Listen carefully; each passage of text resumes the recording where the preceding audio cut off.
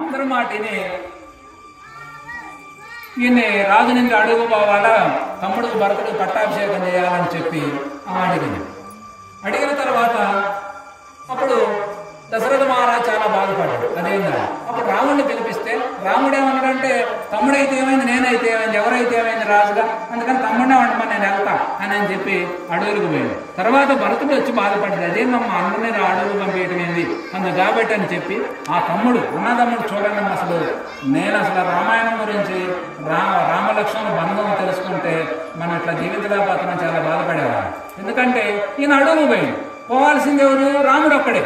కానీ రాముడి పక్కన సీతమ్మ ఏమన్నది, అదేందా స్వామి, ఏదైనా భర్త ఎక్కడ ఉంటాడో భార్య అక్కడ ఉండాలా, అన్నదమ్ముళ్ళు మిగతా కుటుంబం అందరికీ కొన్ని వర్తిస్తాయి, కానీ భార్యాభర్తలకు అన్నీ వర్తిస్తాయి కాబట్టి నీకు రాజు ఏమైనా ఆదేశం ఇచ్చిండో ఆ ఆదేశం నన్ను కూడా పాటించమనే ఉన్నది కాబట్టి నేను వస్తానని చెప్పి పాపం ఆయన అమ్మడు బయలుదేరితే లక్ష్మణుడు భార్యను వదిలిపెట్టి ఆయన ఈ ముగ్గురు పోయిన తర్వాత భరతుడు వచ్చి ఏం జరిగింది తెలుసుకున్నాడు. ఇట్లా కాదు, మా అన్నను అక్కడనే అడవిలోనే పట్టాభిషేకం చేసి అక్కడి నుంచే నేను తీసుకొస్తా అని చెప్పి ఈ పట్టాభిషేకానికి ఏ ముహూర్తానికి ఆ సామాగ్రిని సమకూర్చారో అవి మొత్తం తీసుకొని మొత్తం సిబ్బంది అంతా తీసుకుని అడవులకు పోయాడు. ఆ మందరగిరి పర్వతం పైన కూర్చొని బ్రహ్మాండంగా మాట్లాడుతుంటే అన్నదమ్ముడు సంభాషణ ఉంటాడు. అన్నా నువ్వు రాజ్యాన్ని అధిష్ఠించంటాడు.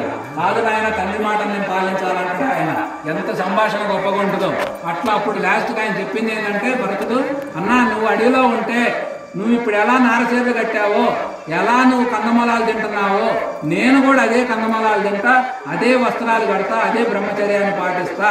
నువ్వు ఎప్పటికైనా నువ్వు 13 సంవత్సరాలు వెళ్ళి 14 తగలగానే నువ్వు రాకపోతే నేను దేహాన్ని వదిలిపెడతా అని చెప్పి ఆయన ప్రమాణం చేయడం జరిగింది. అట్లా అన్నదమ్ములు ఆయన రాగానే రాజ్యాన్ని ఆయనకి ఇచ్చిండు. ఎంత గొప్పగా ఉంటుంది, ఎంత తోడికోడలు ఎంత బాగుండేవాళ్ళు, అన్నదమ్ములు ఎలా బాగుండేవాళ్ళు. రామలక్ష్మణులు భరత శత్రుఘ్నులకు నలుగురికి 4 రోజులు 8 మంది సంతానం 11,000 సంవత్సరాలు జీవించిన తర్వాత వాళ్ళకున్న రాజ్యం మొత్తాన్ని 8 భాగాలు చేసి 8 మందిని ఒకేసారి రాజులు చేసిండు రాముడు. అది రామాయణం. ఇవాళ ఎంతప్పటికీ సెంటు భూమి కాడ, అరచెంటు 2 రూపాయల డబ్బులు కాడ తల్లిదండ్రులను చూడకుండా రోడ్ల మీద నెట్టేస్తా ఉన్నాం. ఇవన్నీ నెట్టేస్తే ఎవరికి, ఇవాళ మన కోడలుగా మనం నెట్టేస్తాం, రేపొద్దున మనం అర్థం కావా.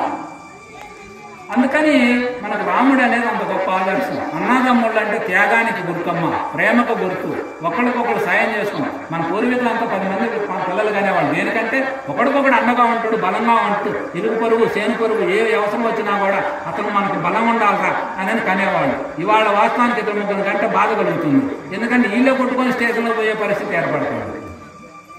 ఎట్లా కుటుంబం అనేది మనం అందుకే రాముడిని మనం పెట్టుకున్నది. ఎందుకంటే కుటుంబానికి ఆదర్శంగా ఉండటం కోసం రాముడిని పెట్టుకున్నాం. రాముడిలాగా మనం జీవిస్తే లోకంలో కీర్తివంతులుగా సుఖంగా ఆనందంగా ఉంటుంది. అలా ఆనందంగా ఉండటం కోసం రామాలయం తప్ప, రామాలయం అంటే ఏదో అలంకార సింబల్ కాదు.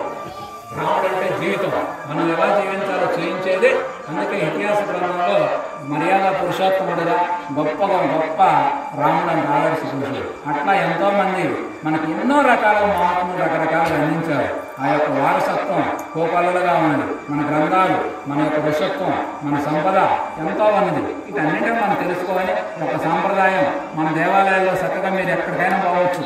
మీకు నచ్చిన పూజలు చేసుకోండి. బ్రహ్మాండంగా ఇక్కడ ప్రతి శనివారం భజన కార్యక్రమం, 4 కూర్చోండి, 10 మంది కూర్చొని భజన కార్యక్రమం పెట్టుకోండి, బాగుంటుంది. ఇళ్లలో పూజా కార్యక్రమాలు చేసుకోండి. దానికి ఆ మహిళ అంటున్నట్టు మీరు సహజంగా 3 రోజుల పాటు మీకు తెలుసు సాంప్రదాయాలను కొన్ని చెప్పాలని పని లేదు. అవసరం లేదు, తర్వాత మళ్ళీ ఎలా చేసుకోవచ్చు. ఎక్కడైనా చదువులకో లేకపోతే కోవలన్నింటి పోయి రావాలని స్నానం చేస్తాం, దానికి మనకి ఏం ఇబ్బంది లేదు. అందుకని అలా మనం చేసుకుంటా ఉంటే చేసుకోవాలి. మీరు చేయండి, చేస్తే విశ్వసించి చేయండి. ఎవరు చెప్పినా విశ్వాసంతో చేయాలి. ఎందుకంటే నీ విశ్వాసం విశ్వాసంతో నడిపిస్తుంది. నువ్వేదనుకుంటే సృష్టి అంతా నీకు అనుకూలంగా పనిచేస్తుంది.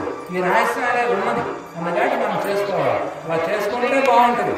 అందుకని మీరు ఎక్కడ మారాల్సిన అవసరం లేదు, భయపడాల్సిన అవసరం లేదు.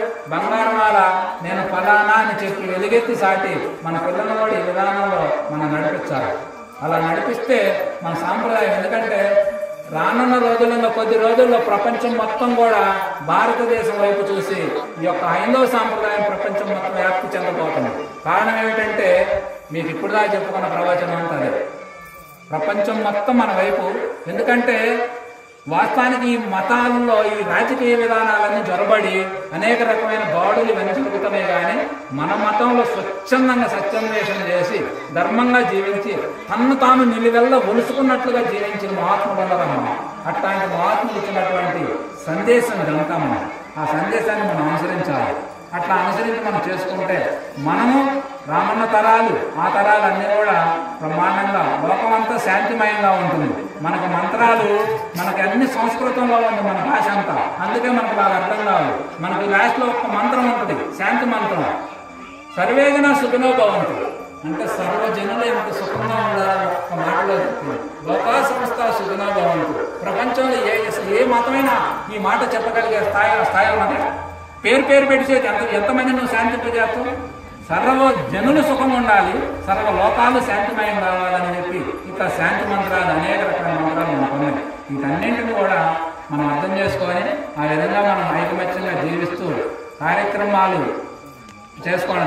రేపు దసరా వస్తుంది, అమ్మవారి పండుగ. ఇక్కడ బాగా చేస్తారని చెప్పారు. పైగా మనం మా గ్రామానికి కోలాటానికి వచ్చారు. చిట్టుతల్లి ఎంత బాగున్నారో. కానీ వచ్చేసరికి టైం లేట్ అయింది. కానీ లేకపోతే ఆ రోజు ఊరు మొత్తం నిలబడి చూసేది.